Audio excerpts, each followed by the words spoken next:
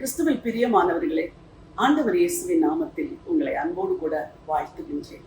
தேவனுடைய ஜீவ வார்த்தை நம்மை உயிர்ப்பிக்கக்கூடிய, ஒவ்வொரு நாளும் நம்மை பலப்படுத்தக்கூடிய ஆண்டவர் ஆறுதலின் வார்த்தைகளை மட்டுமல்ல, பல வேளைகளில் எச்சரிப்பின் வார்த்தைகளையும் கொடுக்கிறார், கண்டிப்பின் வார்த்தைகளையும் கொடுக்கிறார். இன்றைக்கு உங்களுக்காக ஒரு வசனத்தை நான் வாசிக்க விரும்புகிறேன். மத்தேயு எழுதின சுவிசேஷம் 10ஆம் அதிகாரம் வசனம் 32. மனுஷன் முன்பாக என்னை அறிக்கை பண்ணுகிறவன் எவனோ அவனை நானும் பரலோகத்தில் இருக்கிற என் பிதாவின் முன்பாக அறிக்கை பண்ணுவேன். மனுஷன் முன்பாக என்னை மறுதலிக்கிறவன் எவனோ அவனை நானும் பரலோகத்தில் இருக்கிற என் பிதாவின் முன்பாக மறுதலிப்பேன். கர்த்தருடைய வார்த்தை சொல்கிறது, மனுஷன் முன்பாக என்னை மறுதலிக்கிறவனை நானும் மறுதலிப்பேன்.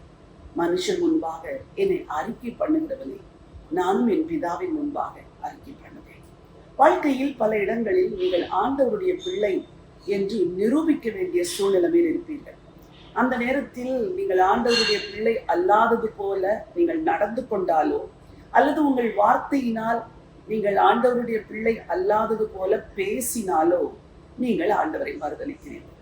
வசனம் சொல்லுகிறது, மனுஷன் முன்பாக என்னை அறிக்கை பண்ணுகிறவனை நானும் அறிக்கை பண்ணுவேன். கடைசியாக எங்காவது ஒரு இடத்தில் கர்த்தரை நீங்கள் மறுதலித்தது உண்டா?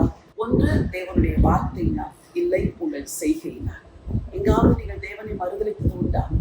ஆண்டவருக்கு பிடித்தமல்லாத சில காரியங்களை செய்து நீங்கள் சாட்சியாய் இருக்க வேண்டிய இடத்தில் சாட்சியை நீங்கள் இழந்தது உண்டா?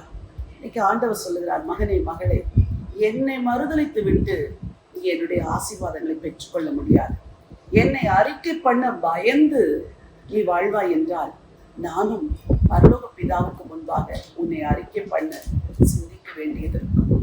இன்றைக்கு ஆண்டவரை மறுதலித்த அந்த பாவங்களை எல்லாம் மன்னிப்பு கேளுங்க. என் அன்பு வாலிப பிள்ளைகளை, பள்ளியிலும் கல்லூரியிலும் நீங்கள் வாழுகிற வாழ்க்கை எப்படி இருக்கிறது? ஆலயத்தில் நீங்கள் வேறு விதமாக இருக்கிறீர்கள். ஆனால் பள்ளிக்கும் கல்லூரிக்கும் சென்றால் அங்கு நீங்கள் கிறிஸ்துவின் சாட்சியாய் வாழ முடிகிறதில்லை. ஏதோ ஒரு இடத்தில் ஆண்டவரை மறுதலிப்பதை போல நடக்கிறீர்கள், வாழுகிறீர்கள்.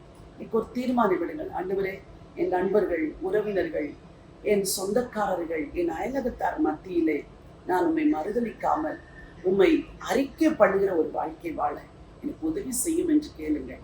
ஆண்டவர் உதவி செய்வார். மனுஷன் முன்பாக என்னை அறிக்கை பண்ணுகிறவனை நானும் பரலோகத்தில் இருக்கிற பிதாவின் முன்பாக அறிக்கை பண்ணுவேன். மனுஷன் முன்பாக என்னை மறுதலிக்கிறவனை நானும் மறுதலிக்கிறேன்.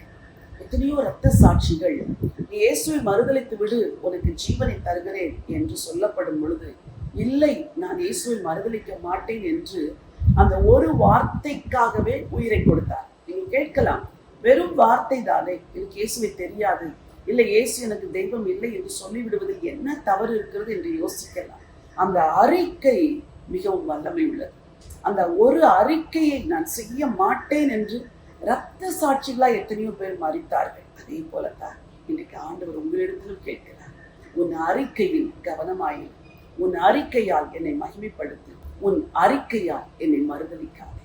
மகிமைப்படுத்துங்கள், மறுதலியாதிருங்கள். இன்னைக்கு ஒரு தீர்மானம் எடுங்கள், இயேசுவுக்காய் வாழுங்கள். உங்களுக்காய் ஜெபிக்க விரும்புகிறேன். ஜீவனுள்ள தேவனே, நல்ல பிதாவே, மனுஷர் முன்பாக என்னை மறுதலிக்கிறவனை நானும் பரலோகத்தில் இருக்கிற பிதாவின் முன்பாக மறுதலிப்பேன்.